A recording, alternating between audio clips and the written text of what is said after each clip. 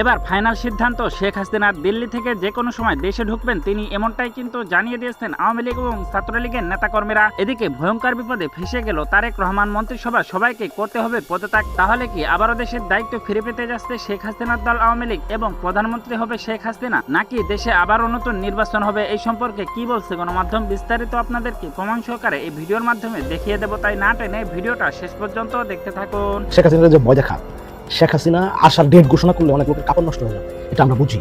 নেত্রী খালি বলবে যে আমি অমুক তারিখের দিকে যাওয়ার চিন্তা করতেছি, কাপড় নষ্ট হয়ে যাবে, অর্ধেক নেতারা বিদেশে পলায় চলে যাবে, এটা আমরা বুঝি। আওয়ামী লীগকে ফেরানোর দায়িত্ব নিলেন বাংলাদেশের বর্তমান স্বরাষ্ট্রমন্ত্রী সালাউদ্দিন। তিনি কি জন্য আওয়ামী লীগকে ফেরাতে চাইছেন তা নিয়েই নেড়দুনিয়া তোলপাড়। স্বরাষ্ট্রমন্ত্রী সালাউদ্দিন একেবারে পরিষ্কার করে দিয়েছেন ঘটনাটা, এটা আর ঢাকা গুড়গুড়ের জায়গা নেই। সরকার আওয়ামী লীগকে চিরতরে ব্যান করতে যাচ্ছে, নিষিদ্ধ করতে যাচ্ছে।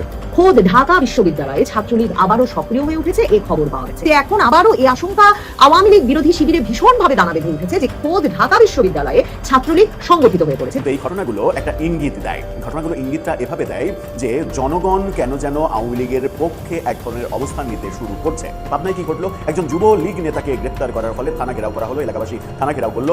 গ্রেপ্তারের পরে পুলিশ বাধ্য হয়েছে ছেড়ে দিতে। দল নিষিদ্ধ, হাজার মামলা।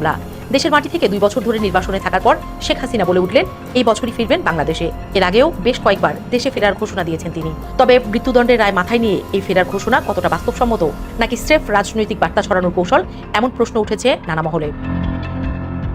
ভারতীয় গণমাধ্যম এনডিটিভিকে দেয়া এক ইমেইল সাক্ষাৎকারে প্রায় 2 বছরের নির্বাসন জীবনের নীরবতা ভাঙলেন আওয়ামী লীগ সভাপতি।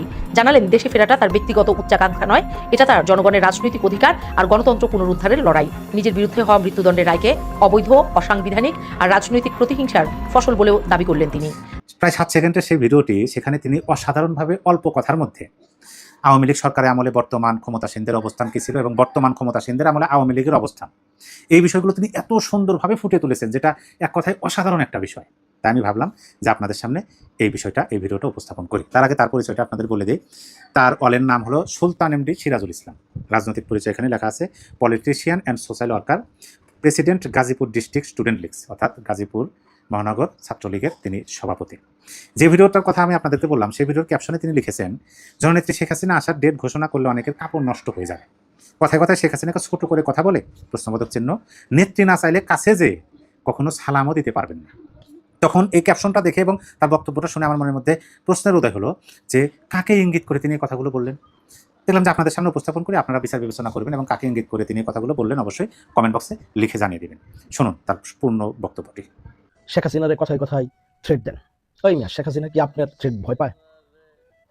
শেখ হাসিনা বঙ্গবন্ধুর মেয়ে, বঙ্গবন্ধু একটা হিমালয়, শেখ হাসিনার একটা হিমালয়ের কন্যা, এটা ভয় দেখা। শোনেন, আমরা চিনি তো আপনাদেরকে, আপনাদের বহু নেতা আমাকে বিভিন্ন সময় টেলিফোন করছে যে একটু সুযোগ দেন, একটা প্রোগ্রাম করতে হবে। বিশ্বাস না? এরকম আমার মতো সবাই টেলিফোন করছে। আর আমরা কাউকে টেলিফোন করি? খবর নিয়ে দেখেন তো, আমাদের কোনো ছেলেরা, কোনো বিএনপি লোকেরা টেলিফোন করে যে প্রোগ্রাম করবো, অনুমতি দেন? আওয়ামী লীগ এটা পারবেন না। শেখ হাসিনার যে ভয় দেখান, শেখ হাসিনা আসার ডেট ঘোষণা করলে অনেক লোকের কাপড় নষ্ট হয়ে যাবে, এটা আমরা বুঝি। নেত্রী খালি বলবে যে আমি অমুক তারিখের দিকে যাওয়ার চিন্তা করতেছি, কাপড় নষ্ট হয়ে যাবে, অর্ধেক নেতারা বিদেশে পলায় চলে যাবে, এটা আমরা বুঝি। সুতরাং এগুলো করেন না। আওয়ামী লীগের কেউ কোনো নেতা মারা গেলে গত 10 বছর এই জামাত এবং আপনারা আলহামদুলিল্লাহ লেখার ট্রেন্ড চালু করলেন। আল্লাহ, মহান আল্লাহ বলে দিচ্ছে কেউ মারা গেলে ইন্নানিল্লাহ পড়তে, ওইখানে আপনারা আলহামদুলিল্লাহ লেখার ট্রেন্ড চালু করলেন। এগুলো সভ্য মানুষের কাজ। এগুলো থেকে বের হন, স্বতন্ত্রভাবে চিন্তা করেন। মোটামুটি আপনি তো একটা পলিটিশিয়ান, আপনি একটা পলিটিশিয়ান না, আপনারা যদি আসলে রাজনীতিবিদ হয়ে থাকেন, তাহলে আপনাদের আচার আচরণ, বডি ল্যাঙ্গুয়েজ, চিন্তা ভাবনা, এগুলো মানুষের সাথে যেতে হবে। তো সমাজের বাইরে যে আলাদা চিন্তা করলে পারবেন না।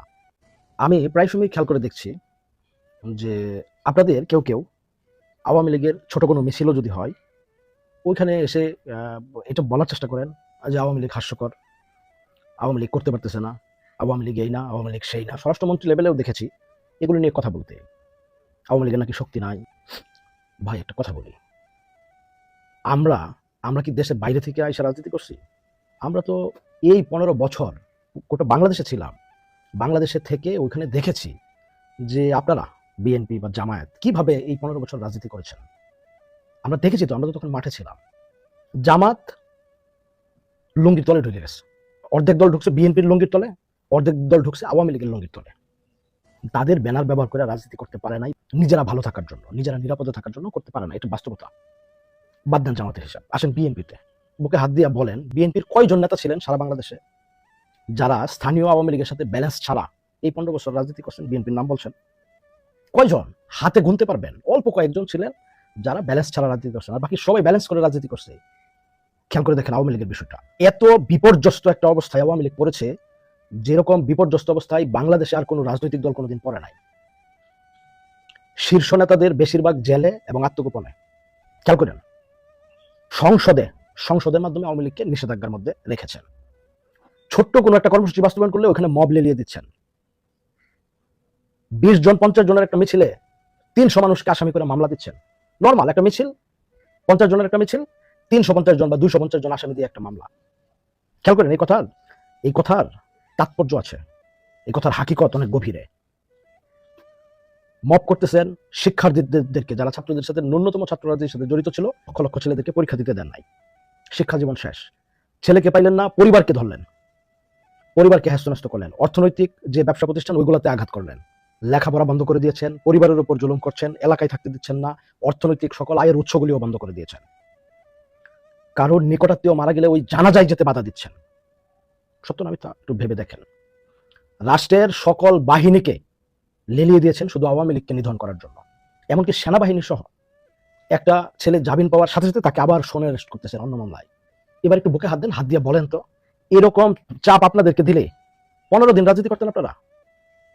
আওয়ামী লীগের একটা নির্দিষ্ট একটা আদর্শ আছে, এটা একটা আবেগ, খুব শক্তিশালী আবেগ। এটা যত চাপই দেন এটা নড়বে না। দেখেন না, এত চাপের পরে, এত মবের পরে, এত মামলার পরে, এত হয়রানির পরে প্রত্যেক দিন লোকজন রাস্তায় বেরিয়ে মিছিল করতেছে। প্রত্যেক দিন, আল্লাহর 30 দিন। কারো নির্দেশ দেওয়া লাগে? আওয়ামী লীগ, ছাত্রলীগ এগুলো অন্য ধরনের সংগঠন, বাংলাদেশে এই ধরনের রাজনৈতিক সংগঠন আর নাই। বিশ্বাস করেন, কারো নির্দেশ লাগে না, অটো করতেছে, অটো। আমাদের কি এগুলো আলাপ করেন না রে ভাই? আমরা তো দেখছি চোখের সামনে যে কিভাবে লুঙ্গির তলে ঢুইকা কিভাবে স্থানীয় নেতাদের সাথে ব্যালেন্স করে এত বছর রাজনীতি করছে। আর আওয়ামী লীগ তো আপনাদেরকে চাপ দেয়ই নাই, নিষেধাজ্ঞা কোনোদিন করেই নাই, নর্মাল গণতান্ত্রিক চর্চা করে রাজনীতি করছেন। এরপরেও আপনাদের কি অবস্থা, কিভাবে করছেন আমরা দেখি নাই। আমাদের নেতা কর্মীরা যে চাপের মুখে দ্বারা রাজনীতি করে, ওটা পারবেন না, ওই স্বপ্ন ভুলে যান।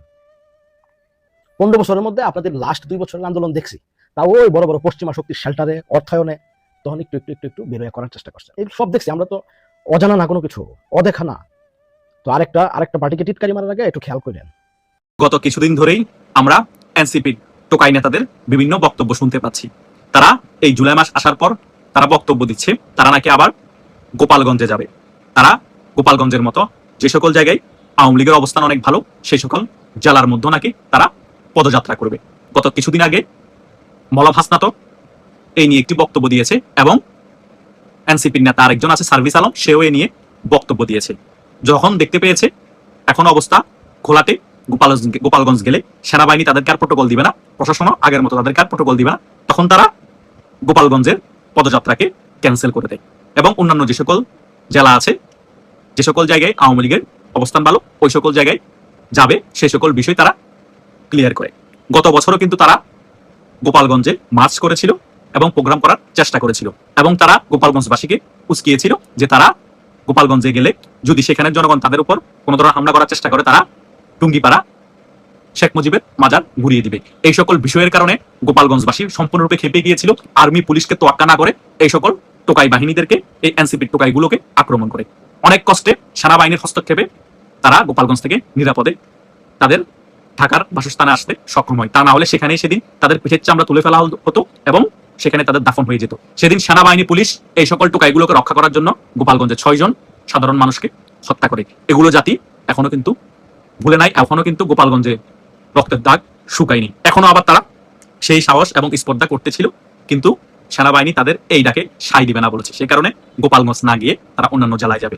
অন্যান্য জেলায় গিয়েও যদি তারা উস্কানিমূলক কোনো বক্তব্য দেয়, এবার কিন্তু সেনাবাহিনী আর প্রোটোকল দিবে না, প্রশাসন তোমাদেরকে বাঁচাতে পারবে না। জামা কাপড় খুলে তোমাদেরকে সরিষার তেল লাগিয়ে সেই সকল জেলার জনগণ বাড়াম চালান দিবে। হয়তোবা যারা এখন টোকাই এনসিপি নেতারা এমপি আছো, তাদেরকে হয়তোবা পুলিশ এবং তাদের বডিগার্ডের কাছে লাইসেন্স করা অস্ত্র থাকার কারণে প্রোটোকল দিয়ে তোমাদেরকে হয়তো বাঁচিয়ে ফেলবে, কিন্তু যাদের এই লাইসেন্স করা অস্ত্র নেই, যাদের প্রোটোকল থাকবে না, তাদের কি হবে? এনসিপি নেতারা শুধু তোমরা না, সে সকল জেলারও তো অনেক এনসিপি নেতা আছে। কি যে ভয়াবহ পরিণাম হবে তোমরা কল্পনাও করতে পারবে না। তোমরা জুলাই মাস আসলে তোমাদের অতি বাড়াবাড়ি বেড়ে যায়। তোমরা যদি জুলাই একটি গণ অভ্যুত্থান ঘটিয়ে তোমরা যদি জুলাই যোদ্ধা হয়ে যাও, তাহলে তো 1990 সালেও গণ অভ্যুত্থান হয়েছে, তাহলে তো ওরা নিজেদেরকে দাবি করতে পারে আমরা 90-এর যোদ্ধা, আমাদেরকেও ভাতা দিতে হবে। জুলাইয়ের গণ অভ্যুত্থানকারীরা যদি জুলাই যোদ্ধা হয়ে তারা নিজেরা ভাতা পেতে পারে, তাহলে 90-এর গণ অভ্যুত্থানকারীরা 90-এর যুদ্ধ হয়ে তারা কি ভাতা পাবে না? এবং 69-এর গণ অভ্যুত্থানে যারা ছিল তারাও তো বলতে পারে আমরা 69-এর যোদ্ধা, তারা যদি কেউ এখনো বেঁচে থাকে তাদেরও তো ভাতা দিতে হবে। এবং 1971 সালে যারা মুক্তিযুদ্ধ করেছে তাদের ভাতা কেন বাতিল করা হয়েছে? তাহলে কি বুঝাতে চাচ্ছে এই জুলাই যোদ্ধা বলে? কি বুঝাতে চাচ্ছে এই জুলাই যোদ্ধা বলে তাদেরকে ভাতা দিয়ে? একটি গণ অভ্যুত্থানিত হয়েছে, কতজন মানুষ মারা গিয়েছে সেটার কোনো ঠিক ঠিকানা নাই, এক এক জায়গায় এক এক ধরনের সংখ্যা আমরা শুনতে পাই। আদৌ এদেরকে কারা মেরেছে, এই স্ন্যাপার কারা চালিয়েছে সেটারও কোনো প্রমাণ নাই। কিন্তু আমরা আন্তর্জাতিক অপরাধ ট্রাইব্যুনালের চিফ প্রসিকিউটরকে বলতে শুনেছি স্ন্যাপার নাকি ছাত্রলীগের নেতাকর্মীরা চালিয়েছে। মানে চাপার একটা লিমিট থাকে, মিথ্যাচারের একটা লিমিট থাকে। ক্ষমতা আছে সেই কারণে এভাবে দেদারসে মিথ্যাচার করলে তো আর হলো না। ছাত্রলীগের নেতাকর্মীরা যদি সত্যিকার স্ন্যাপারই চালাতো তাহলে একটা ফুটেজ দেখান ছাত্রলীগের নেতাকর্মীদের হাতে স্ন্যাপার আছে। আমরা তো দেখতে পেয়েছি এই জুলাই জঙ্গিদের অনেকের হাতে স্ন্যাপার ছিল এবং এক আর্মি সাবেক মেজর তার হাতে স্ন্যাপার ছিল। কই সে সকল বিষয়ে কেন আন্তর্জাতিক অপরাধ ট্রাইব্যুনালের চিফ প্রসিকিউটর বলে নাই? আপনারা তদন্ত করুন, প্রমাণ করুন যে ছাত্রলীগের হাতে স্ন্যাপার ছিল, ছাত্রলীগ স্ন্যাপার দিয়ে গুলি করেছে। যদি প্রমাণ করতে না পারেন তাহলে আপনাদের যে এই সকল সাজানো আন্তর্জাতিক অপরাধ ট্রাইব্যুনাল সেটা আরো জনগণের কাছে হাস্যকর হয়ে যাবে। আমি 100% কনফিডেন্স দিয়ে বলতে পারি এই বিষয়টা আপনারা প্রমাণ করতে পারবেন না যে ছাত্রলীগ স্ন্যাপার দিয়ে গুলি করেছিল। কিন্তু এটা আমি ক্লিয়ারলি বলতে পারি এই স্ন্যাপার দিয়ে গুলির পিছনে আন্তর্জাতিক গোয়েন্দা সংস্থা আমেরিকার সিআইএ এবং পাকিস্তান আইএসআই এবং বাংলাদেশের এই জামাত ইসলামের অনেক টোকায় জড়িত ছিল এবং তারাই এই প্ল্যানিংটা করে সাধারণ ছাত্রদের হত্যা করেছে। আর সেই সকল হত্যার দায়ভার ছাত্রলীগের উপর দেওয়ার চেষ্টা তখনও করেছে, এখনো করে যাচ্ছে। হ্যাঁ, এটা সত্য, পুলিশও গুলি চালিয়েছিল, সেখানে কিছু ছাত্র হত্যা হয়েছে। পুলিশ কেন গুলি চালিয়েছিল? তাদের নিরাপত্তার কারণে, তারা নিজেরা বাঁচার কারণে। তারপরে কিন্তু অনেক পুলিশ বাঁচতে পারে নাই। কিন্তু অহরহ ছাত্র যে হুট করে তার পাশের একজন রাস্তায় পড়ে গিয়েছে লুটিয়ে, সে সকল হত্যাগুলো কারা করেছে সেগুলো কিন্তু জনগণের কাছে এখন ক্লিয়ার। যতই আন্তর্জাতিক অপরাধ ট্রাইব্যুনালের চিফ প্রসিকিউটর এখন আওয়ামী লীগের উপর দোষ চাপানোর চেষ্টা করুক, কোনো লাভ নাই। কারণ আন্তর্জাতিক অপরাধ ট্রাইব্যুনালের চিফ প্রসিকিউটর যে বিএনপি আমরা সকলে অবগত আছি। কথা বুঝতে পেরেছেন? জুলাই আন্দোলন সম্পূর্ণরূপে বিতর্কিত।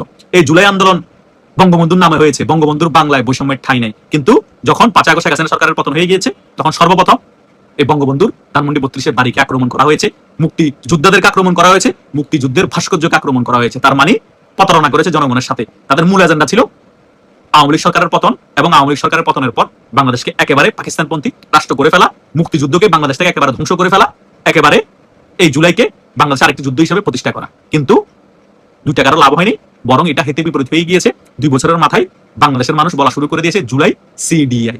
কেন বলা শুরু করে দিয়েছে? তাদের এই সকল কর্মকাণ্ডের কারণে, তাদের এই সকল উস্কানিমূলক কার্যকলাপের কারণে। তারা জুলাই মাস আসলে গোপালগঞ্জ যাবে, সেখানে গিয়ে বঙ্গবন্ধুর মাজার ভেঙে দিবে। তারা জুলাই মাস আসলে মুক্তিযোদ্ধাদের অপমান করবে। তারা আওয়ামী লীগ যেখানে শক্তিশালী সেই সকল জায়গায় গিয়ে উস্কানি দিবে।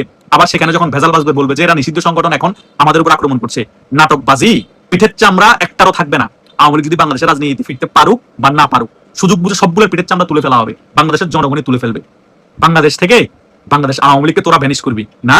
যে বাংলাদেশ জন্মের পিছনে বাংলাদেশ আওয়ামী লীগের অবদান, যে বাংলাদেশ আওয়ামী লীগের নেতৃত্বে যে দেশে মুক্তিযুদ্ধ হয়েছে, সে এত বড় রাজনৈতিক দলকে তোরা ভ্যানিশ করে দিবি। তারা রাজনীতি করতে পারবে না। তোদের মতো রাজাকারের নাতিপুতিরা বাংলাদেশে বুক ফুলিয়ে রাজনীতি করবে এবং বাংলাদেশের সাধারণ মুক্তিযুদ্ধের পক্ষে শক্তি যারা কর্মী আছে তাদেরকে মেরে ফেলবে, তাদেরকে জেলে দিবে। এটা কতদিন করবে?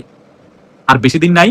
অত্যাচারের লিমিট তোরা ক্রস করে ফেলেছস। তোরা বিএনপিকে এই সকল উল্টাপাল্টা জিনিস মাথায় ঢুকিয়ে দিয়ে বিএনপিরও অবস্থা 12টা বাজিয়ে দিয়েছস। তোদের কারণে আওয়ামী লীগ যদি বাংলাদেশের রাজনীতি ফিরে আসে এবং ক্ষমতায় আসে, বিএনপির অবস্থা খারাপ হয়ে যাবে। কিন্তু এটা সত্য, যতই স্টিবুলার চালা, যতই হত্যাযোগ্য চালা, যতই আওয়ামী লীগকে নিষ্ক্রিয় করার চেষ্টা কর, কোনো লাভ হবে না। আমি একেবারেই 1000% সিউরিটি দিয়ে বলছি, খুব শীঘ্রই বাংলাদেশ আওয়ামী লীগ দ্বিগুণ শক্তি নিয়ে বাংলাদেশের রাজনীতি ফিরে আসবে এবং শেখ হাসিনাও ফিরে আসবে, আল্লাহ যদি ওনাকে হায়াত দেয়, এবং বাংলাদেশ আওয়ামী লীগও বাংলাদেশে আবার ক্ষমতায় আসবে। কেউ ঠিকিয়ে রাখতে পারবে না। এটা আমি দায়িত্ব নিয়ে বললাম। এই ভিডিওটা তো আমার থাকবে, আমি বাঁচি বা মারা যাই, আপনারা আমার কথাটা মিলিয়ে নিয়েন। কারণ এই সকল রাজাকার নাতিপুতিদেরকে বাংলাদেশের জনগণ প্রত্যাখ্যান করেছে। বাংলাদেশের জনগণ এখন পাচ্ছে না তাদের এক রান ধরে আরেক রান ছিঁড়ে ফেলতে। তারা বাংলাদেশের জনগণের সাথে যে প্রতারণা করেছে, বাংলাদেশের জনগণ এখন রাগে ক্ষোভে ফুসে আছে, শুধু সুযোগের অপেক্ষায়। একটারও পিঠের চামড়া রাখবে না, সবগুলারে রাজুতে এবং শাহবাগ চত্বরে টাঙ্গিয়ে রাখবে। মিলিয়ে নিয়েন। এই ভিডিওটা আপনাদের কাছে কেমন লাগলো? যদি বিন্দু পরিমাণ ভালো লেগে থাকে তাহলে অবশ্যই চ্যানেলটাকে সাবস্ক্রাইব করে আমাদের সাথেই থাকবেন, যাতে করে এমন নতুন নতুন আপডেট নিউজ সবার আগে আপনাদের হাতে পৌঁছে দিতে পারি। তাহলে সবাই ভালো থাকবেন, সুস্থ থাকবেন। দেখা হচ্ছে পরবর্তী কোনো আপডেট নিউজ নিয়ে।